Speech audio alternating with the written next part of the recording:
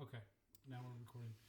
Um, this is an exciting time to be talking about mass communications. I mean, my God, with the election that we just survived and the transition of power that came about, I mean, the media has changed. Some people say has changed drastically in the past 10 years. I would say within the past 2 or 3 years, just how the media landscape has changed and how things that we once took for granted we don't anymore. How the power that one person can have on social media and the audience um, that they wield, the power that the social media companies can have when they decide who they don't want on their platform. So this is an exciting time to talk about this, and I'm excited to do it with y'all. What these Monday sessions are going to be, kind of laying the groundwork for the week, kind of directing y'all, telling y'all what to be reading, what to be looking at, hitting the high notes, and then we're going to come back on Thursday and we're going to wrap it up. So I assume all of y'all have, or most of y'all have watched that little primer video. I'm going to start posting those on Friday to kind of, gloss over the lesson with you, what to expect. I'm trying to keep you updated on announcements and emails. Like I also said, I'm still kind of getting organized. I'm new to this, so I appreciate y'all's patience. If y'all can be patient with me, I can sure be patient with y'all. The grade book should be organized and straight sometime this week. So there's not any grades in there yet. We're just getting started. If you did the discussion post on time, you're you're going to get an A for that on that first one. Olivia, can you hear us? Okay, cool. And if you want to keep your camera off, that's fine too. And if y'all want to, y'all can either chat or chime in on the microphone. So, what are we doing? Okay, lesson one.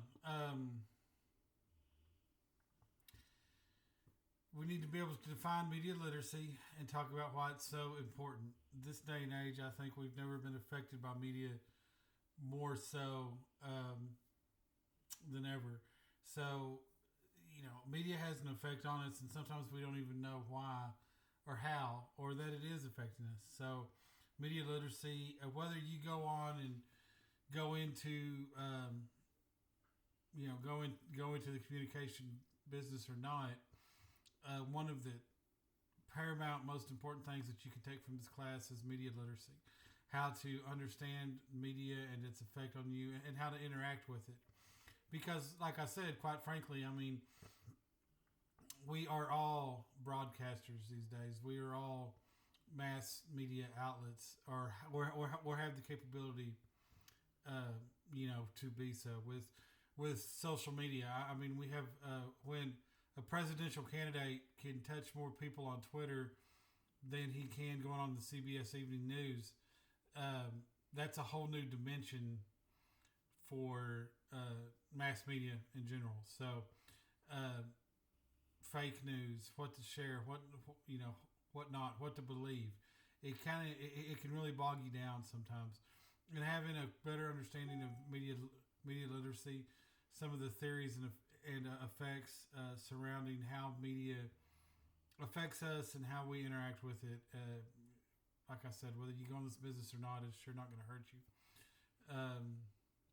I guess we can't keep from my email popping up over here, so it just is what it is. Maybe if I quit the email, it'll quit popping up. We're going to talk about some basic terms. There's some vocabulary in these first couple weeks that are terms that we're going to use all year. So you want to highlight them and remember them. And we also need to be able to talk about the meaning of mass communication and mass media. Mass media and mass communication are actually two different things. They go hand in hand and they work together, but they're two different things. And we also want to be able to talk about how media affects our everyday life. Like I said in the video, we're reading chapter 1. I hope if y'all haven't by now, y'all will go over here to Why Study Media Literacy. There's some really good, really short YouTube videos there that that do a good job of kind of boiling it all in for you. So make sure you get through this content this week. And we're gonna, and then you have a discussion post due by 11:59 on Friday. Let's see if anybody else has jumped in yet. No, it still just does. Okay, cool. That's probably going to be it. Let's look at this PowerPoint. Y'all have a copy of this, and for future reference. Okay. So, like I said earlier, media literacy, intro to mass communications. Why are we even talking about this? Why is this important? Why should we have a class about media? Well, media affects us day to day, and it affects us. Sometimes we consume multiple streams of media at the same time, whether you're on TV or you're on the internet or you're on social media, you're on your smartphone, you're reading a magazine, you're playing a video game. Gaming has become I think there's more, and I would have to check the stat, but when I was in graduate school, I read that there was more revenue out of the video game industry each year than any other form of mass media. I had no idea. It's huge. So media, we interact with it every day. We share it every day. We spend a lot of time with media. So why not learn better how us and media affect one another? There's a lot of studies going on these days that want to know how much time people spend each day exposed to media and to what kinds. A little guessing game here. If you had to guess how much of your day, what percentage of your day was spent on media? Almost 70%. So the average American spends almost 70% of their day, that's 2 out of 3 every waking hours, exposed to some kind of media. I don't know about y'all, but that's a lot. Now, you may not be sat down in front of the TV. You may not be reading a newspaper, but especially with the advent of the smartphone. I mean, how many times in a day do you take your phone out of your pocket, check your news feed, check your Snapchat, check your updates? That's all mass. That's all mass media. You're driving down the road. You're looking at billboards on the side of the internet. On the side of the highway. That's all mass media. 68.8% of our day is spent exposed to and engaging with some form of media. So we spend all this time with media. It's 70% of our day. It's involved with everything we do. What do we really know about these companies that are producing the media that we consume? What are their intentions? How does media work? Do they have control over our lives? And if they do, how much control do they have? What kind of control do they have? Do we have control over what they do? These are all really good questions, and hopefully when we get done with this class at the end of the semester, you'll have a better idea of the answers, to these questions. Okay. When you say the word media, a lot of people think about this. They think about press. They think about reporters. Media has become, kind of almost a trigger word these days, politically speaking. This is what people, the media. when somebody talks about the media or the crooked media or the good media, the bad media, this is generally what folks, what comes to mind for a lot of people. It's really so much more to it. For the purposes of this class, we're going to go with a slightly different definition. Here's one of your keywords: mass media. It's the vehicle through which messages are sent to mass audiences. So when you say mass media, that's the vehicle, the transmitter by which the message gets to them. Whether it's radio, whether it's television, whether it's social media, whether it's your iPhone app, whether it's a printed newspaper, whether it's a billboard on the side of the highway, those are all forms of mass media. It's the vehicle through which all these messages are sent. The medium,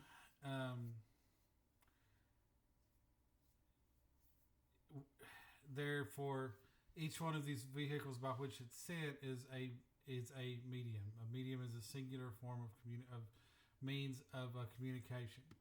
So, television is a medium inside of the mass media. Internet is a medium inside of the mass media. Radio is a medium inside of the mass media. Newspapers, billboards. We're gonna we're gonna break these down and industry by industry as the semester goes on. We're gonna learn more about them, but mass media talks about all vehicles through which messages are transmitted. The medium is the singular word for each one of those vehicles, if that makes sense.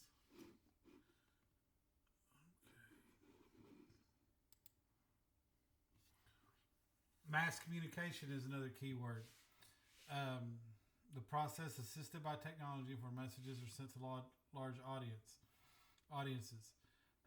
The key here is assisted by technology. In this picture, this is really primitive, but the technology here would be the bullhorn. He couldn't speak to the crowd and be heard by the large audience without the bullhorn. Maybe the printing press is the technology. Maybe the internet connection is the technology. Maybe the app is the technology. Maybe the video game is the technology. Maybe the television transmitter is the technology. The radio antenna is the technology. But you can't have mass communication without some kind of assistance by technology. Like I said, when a lot of people hear the word media, you just kind of default to a connotation of the traditional newspaper reporter, maybe CNN, just kind of that legacy form of news. When you hear the word media, we need to kind of think beyond that. So another key term here is news media. This is a form of media that can carry current news and information about the world. So not all mass communication is news media, but to be effective, all news media need to fit the criteria of mass communication.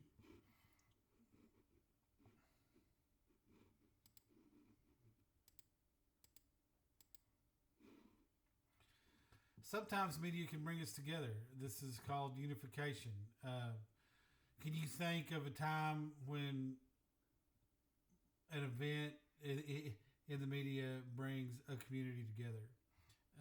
Maybe the Super Bowl. How many people tune in and watch the Super Bowl? Whether it's for the game or whether it's for the commercials or whether it's for both, a large swath of our population tunes in each year. Then they talk about it on social media. Then they talk about it at the office the next day, if we're allowed to ever go back to the office. Unification is another one of our key terms, and this is when media brings people together for a community. Bring people of a community together over shared interest. A really good example of this, maybe the inauguration. I mean, how many of y'all watched that last Wednesday on TV? And then they had the Celebrating America television program that evening. These are all unification events when people maybe it's the Final Four. It doesn't have to be sports. But a unification event something is an event projected by the media that's intended to bring a community together. Um,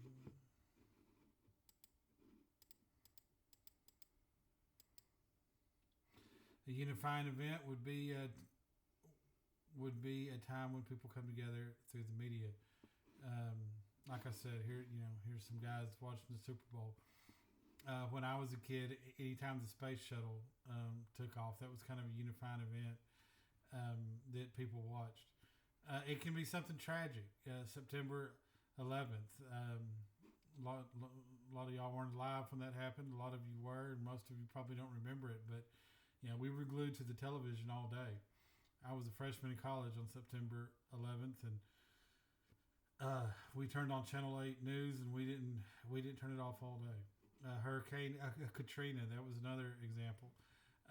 My grandmother was teaching high school the day Kennedy was assassinated, and she said that was the first time she could remember having a television in her classroom watching the news coverage of that event. That would be a unifying event. So unifying events don't always have to be good things. I can remember I was about in the sixth grade the day of the Oklahoma City bombing. We turned the television on in the classroom and we watched the news coverage of it. These are all unifying events. And like I said, maybe the most popular one is the Super Bowl every year. Despite what some people claim, there's no indication that ratings for the NFL football are going down. In fact, they're going up every year.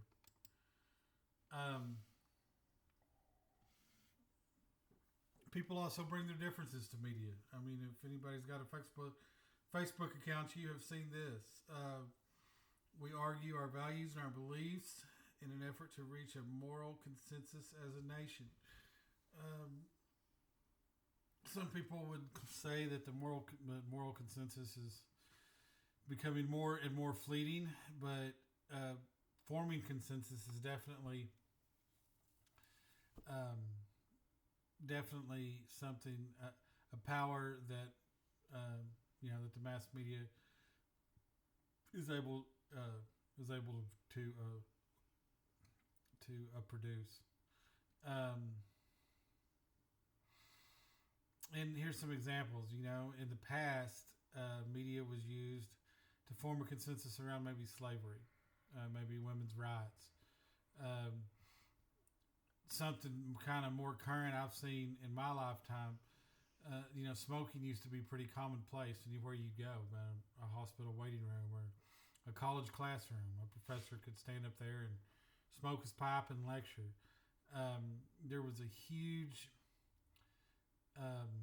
initiative in the media by the Ad Council and other nonprofit organizations to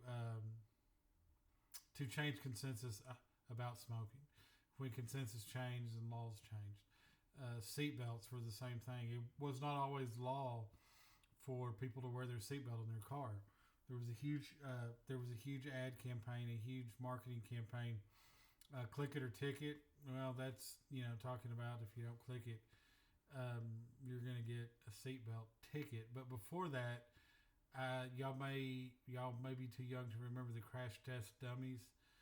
Not the band from Canada. You're probably too young to remember them too. But there was this huge ad campaign with the talking crash, the crash test dummies in these car crash experiments, and they were made to be able to talk and talk to one another. And it showed what happened to these dummies if it was in a car wreck. I'll try to before Thursday go to YouTube and find some of those old PSAs. The war on drugs. This is your brain on drugs. I don't know if y'all have ever seen those commercials. I need to go find some of these. They're just now kind of coming to me. But when a consensus is formed, when minds are changed, legislation is therefore easier to come about. It's easier to pass. And you're seeing it now. You're seeing it with issues like abortion, gun rights, healthcare. How many NRA commercials have we seen over the past year when it comes to guns, gun rights and election issues, and this candidate's going to take your guns and this candidate's not. I think you're going to see more and more marketing and PR campaigns about the COVID vaccine and about how scientists say you should trust the COVID vaccine. I think you're going to see celebrities get on board. I think you're going to see ads on television and internet talking about how it's the thing to do. This is all going to be an effort to reach a moral consensus in our country. Fragmentation. This is of special interest to me because it seems like all media has their niche on these days. I mean, whether it's Fox News or it's MSNBC or it's CNN or it's News Nation, everybody's telling us the same stories in a different way these days. I'm not sure that's the best way to go about it, but that's the world that we live in right now. If you just at 8 o'clock any given night flip around the different cable channels and just hear the different way that the news is delivered, and this leads to fragmentation.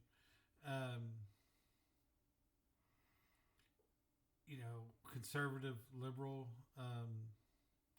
sports is a fragmentation of media. You've got 17 channels now that are dedicated to just sports. They don't cover any other news but sports. General audience, general audience shows. You're seeing more and more that every cable company has a streaming app now.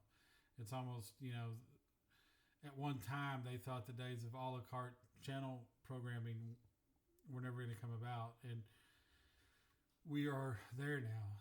There's an app for everything, and there's a streaming service for everything, and all this lends to fragmentation of our interests. So fragmentation is not necessarily a bad thing. It can be, but it's not just about news either. My son enjoys a cooking shows. He wants to be a cook. Fragmentation. Those shows used to air at or they still do, air at certain times on certain channels. But now, if you just want cooking shows, these apps make that fragmentation possible.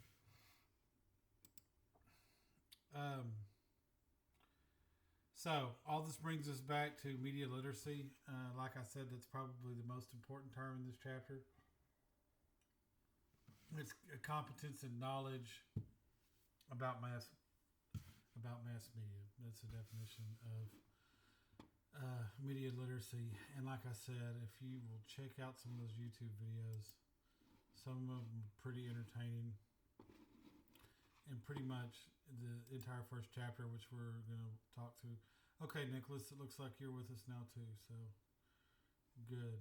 I'm going to stop presenting now. And does anybody, I know I'm just kind of glazing over it, and I know y'all have not really,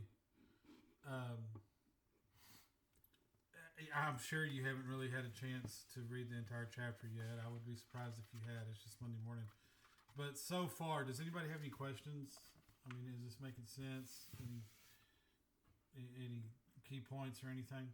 You can either chat or turn your microphone on. No? Okay.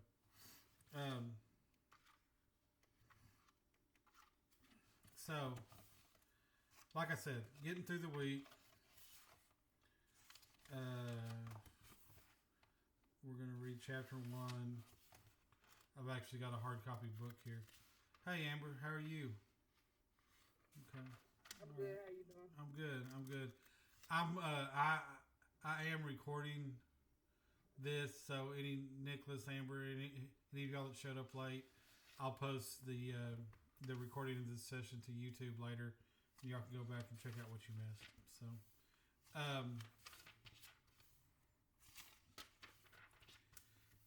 So,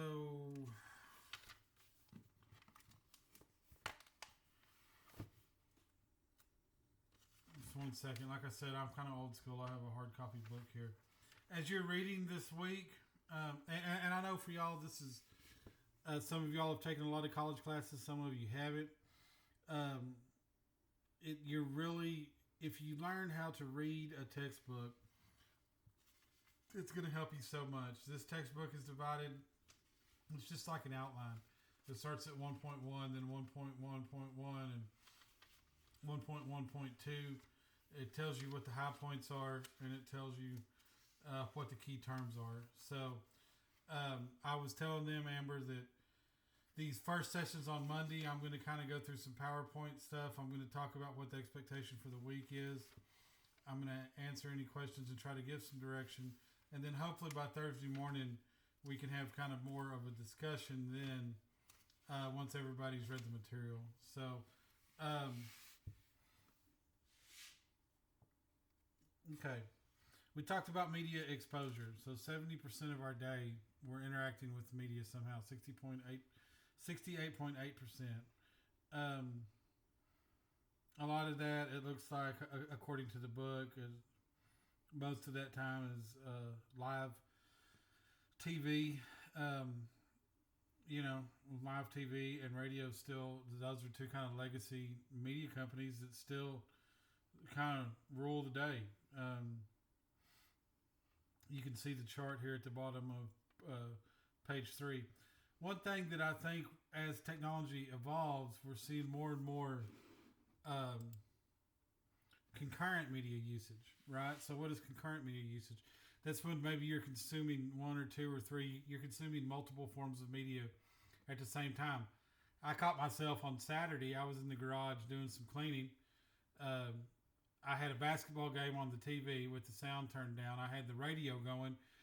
And then I'd take a drink and get bored and have to look at my Facebook feed to see what was going on. So I'm consuming 3 different forms of media while I should be cleaning the garage, quite honestly. It's what my wife would tell you.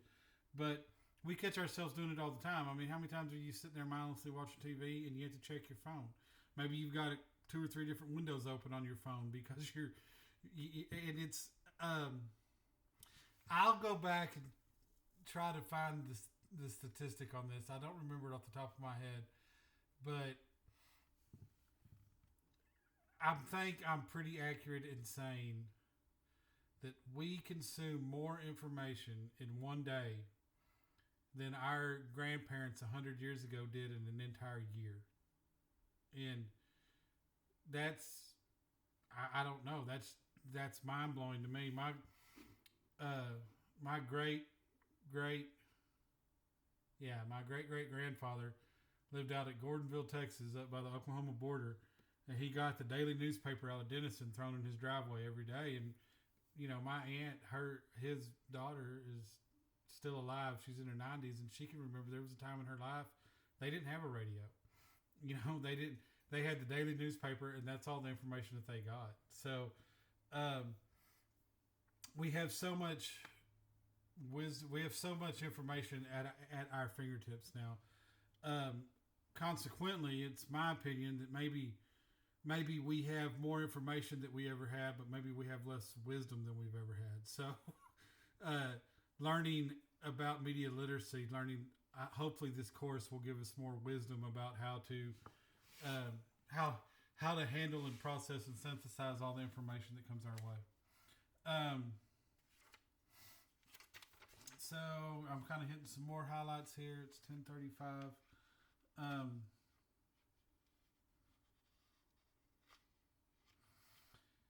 Mass media and mass communication most often are used for a purpose, right? I mean, there's a reason that every politician in the world has a PR person. There is a purpose behind mass media, and those purposes vary. I'm a publisher of a community newspapers. Our purpose is to inform and advise our community. That's our purpose. Every media company has a different mission, has a different purpose. Zuckerberg, when he founded Facebook, said he wanted it to be the college dorm room of the world, right? That it's the community sounding board. That was his purpose. So often we see media companies that kind of don't establish that purpose, and they don't, and they don't make it. So that's section 1.2, talks about purpose in mass communication. Some of those purposes are to persuade, right? Like I said, you see in the public relations industry, that's a complete industry dedicated to persuading people to one side or the other, to entertain, like I said, we've got more, along with more information, we have more entertainment than we ever have. I mean, how many different streaming services are there? How much entertainment do we really need? I guess we need a lot of it because we're getting a bunch of shows that were on 30 years ago that are coming back. But to persuade, to entertain, those are two purposes of mass communication. To enlighten, that is to inform or to educate. If y'all are interested in having extra time on a Friday night, there's a documentary about Mr. Rogers. Some of y'all may be old enough to remember Fred Rogers. I mean, he helped raise me. But there's the Tom Hanks movie. I think it's called Won't You Be My Neighbor, which is, I mean, Tom Hanks is amazing. And that's more of a Hollywood movie about him. But there's a documentary about Fred Rogers. And he was a pioneer in educational television. Up until then, TV was kind of a new thing, and they were entertaining kids by throwing pies in clowns' faces and Mighty Mouse, and there were commercials for cigarettes and scotch with the children's programming. It was just kind of the wild, wild west. And Fred Rogers early on saw the value. He had the value and the purpose of educating young children by the television. So it's really good. I'm making notes here. I'll find the name of that documentary. It's about an hour long, and it really does a good job of showing where mass media has come in the past 60, 70 years. And sometimes these purposes can overlap, A good example of this, John Oliver on HBO. He's a comedian first and foremost, and he's entertaining, but he also informs people. There's a lot of news, and last week tonight with John Oliver, it comes on Sunday nights on HBO, is a good example of overlapping how he uses that as a platform to entertain people, but to also inform people and enlighten people. I mean, it probably does so better than anybody I've seen. Jon Stewart, Stephen Colbert, those monologues are funny, but they're based on truth, right? There's a wide segment of people in this country that get their news from guys like Stephen Colbert and Jimmy Fallon and Jon Stewart. And I used to think that I used to not really think that was a thing, but there's more and more evidence about it, and so that's where maybe purposes can overlap. What else here do y'all need to look at throughout the week?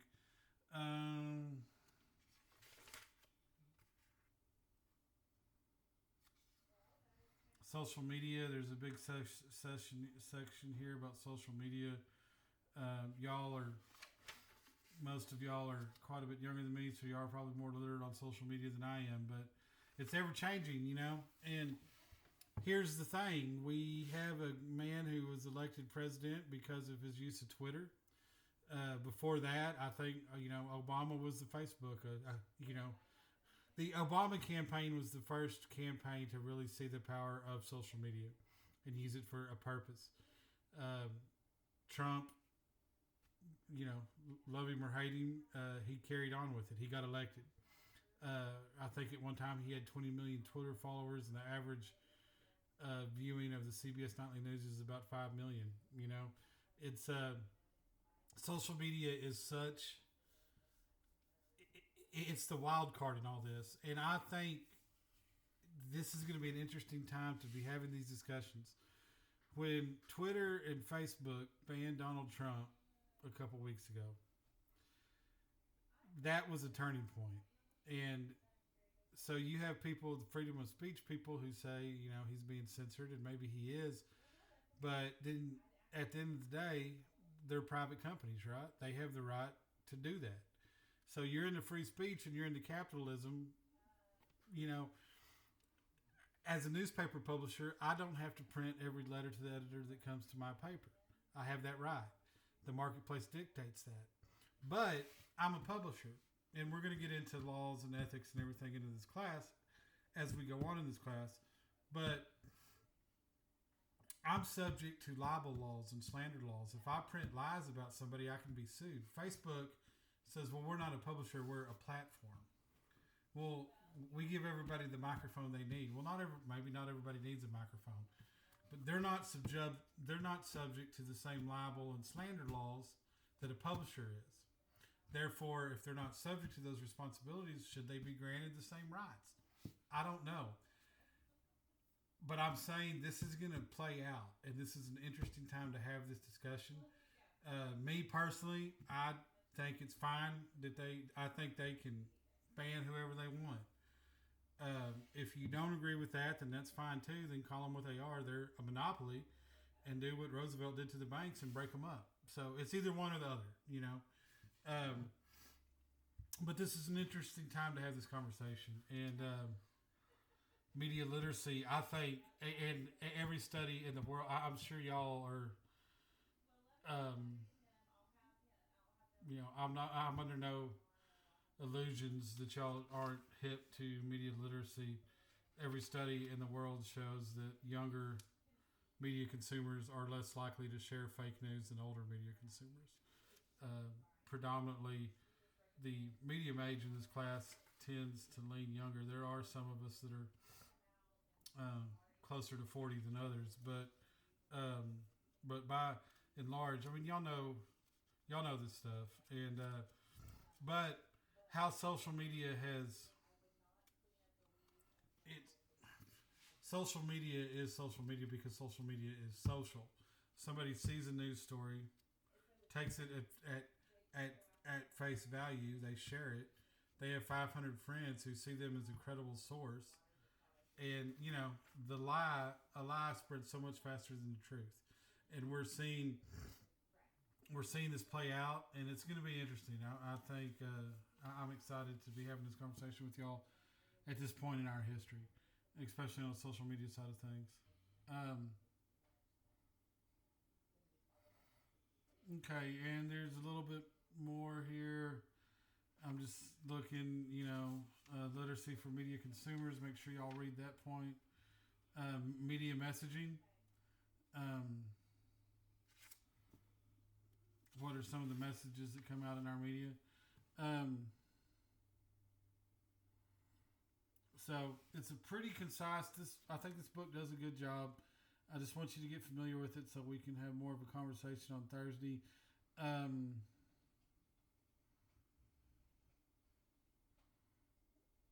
So,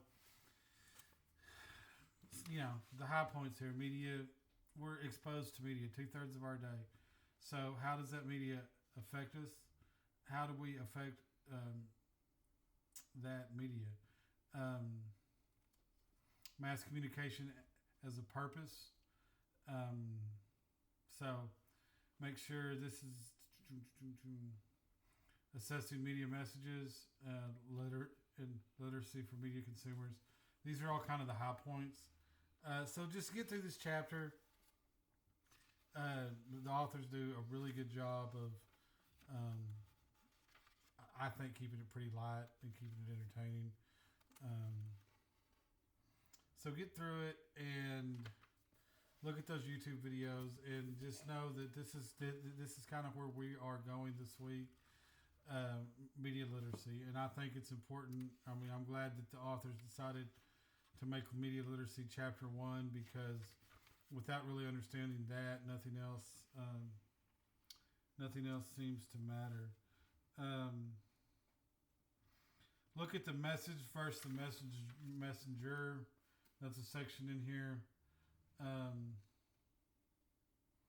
The different media limitations on different forms of media, media myths and traditions. This is all page 13, page 14. Message versus the messenger versus the messenger is a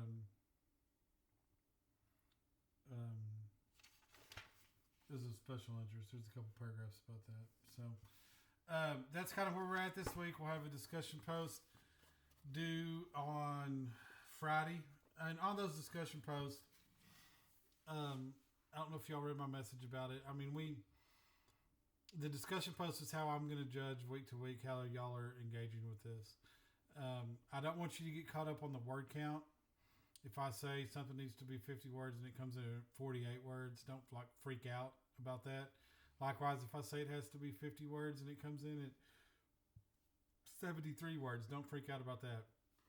I want y'all to be able to tell me concisely in writing to show me that you have a knowledge of this and that you're having a conversation with these other people in your class. So, complete sentences, complete paragraphs, proper grammar, proper wordage, proper syntax.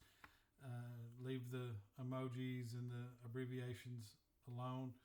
This is a freshman level class, but it is a college class, and I want to know that I want to see that y'all can write, because you're going to, if you're going to be successful in college, you're gonna have to start writing now.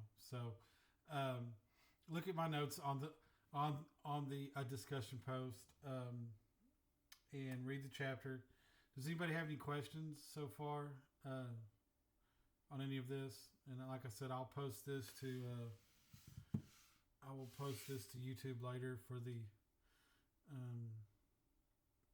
18 other people that didn't tune in today. Mondays and Thursdays. Monday's going to be used to kind of hit the high points. Y'all digest it over the week, and then I want to have more of a conversation on Thursday. So please come back on Thursday with your questions and your discussion, and let's have a good time. Does anybody, before we sign off, are we good? Is anybody have any questions? Either chat or turn your microphone on. Anybody?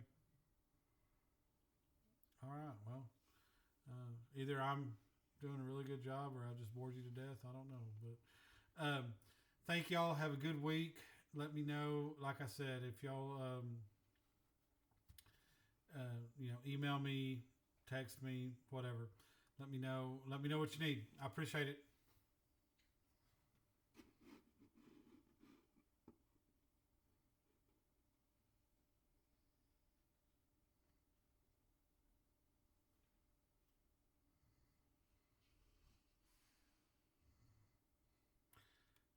Hey, Nicholas, are you still there?